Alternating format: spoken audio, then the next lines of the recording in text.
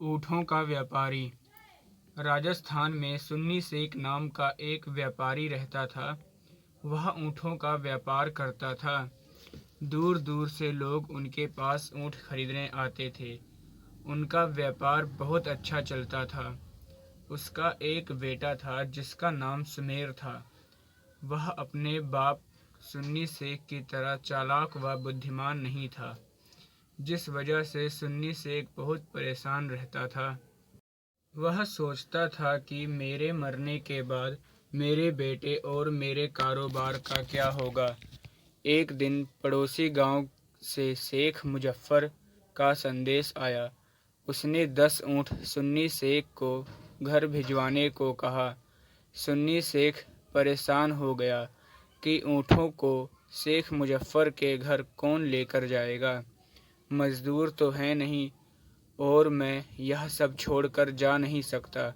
तभी उसका बेटा सुमेर उसके सामने से गुजरा। उसने सोचा क्यों ना सुमेर को भेज दिया जाए। एक पल सोचने के बाद बोला, नहीं, क्या पता यह ऊँटों को ना संभाल पाए। अगर नहीं संभाल पाया तो इधर उधर भागेंगे। फिर दूसरी तरफ सोचा कि अगर समय से ना भिजवाया तो 10 ऊँटों का सौदा हाथ से छूट जाएगा। कुछ तरकीब लगाने के बाद सुन्नी शेख ने 10 ऊँटों को एक के पीछे एक को बांध दिया। पहले ऊँट के पूँछ में जो रस्सी बांधी वह दूसरे ऊँट के गले में बांधी और दूसरे ऊँट की पूँछ में जो रस्सी बांधी वह तीसरे ऊँट के गले में बांधी। ऐसे ही 10 ऊँट को एक कतार में बांध दिया और अपने बेटे को बुलाकर बोला, बेटा, यह 10 ऊँट पास के गांव में शेख मुजफ्फर के यहाँ देना है, तुम ले जाकर छोड़ दो। सुमेर ने कहा, अब्बू, मैं कैसे? अगर ऊँट इधर उधर भागने लगे तो? सुन्नी शेख ने कहा, बेटा, नहीं भागेंगे। इन सबको मैंने एक कतार में बांध दिया है। इस पर सुमेर राजी हो गया और 10 ऊँटों को लेकर वहाँ से चल पड़ा। कुछ दूर जाने के बाद सुमेर के मन में एक विचार आया। उसने सोचा क्यों ना एक बार ऊँटों को गिन लूँ। ऐसा कहकर उसने गिनती शुरू कर दी। 1 2 3 4 5 6 7 8 9। अरे, यह तो 9 है। अब्बू ने कहा था कि 10 ऊँट हैं। सुमेर इतना मूर्ख था कि वह जिस ऊँट पर बैठा था उसने वो गिना ही नहीं। डर के कारण वह ऊँट से उतर गया और घबराहट में उसने दोबारा गिनती शुरू की। 1 2 3 4 5 6 7 8 9 10।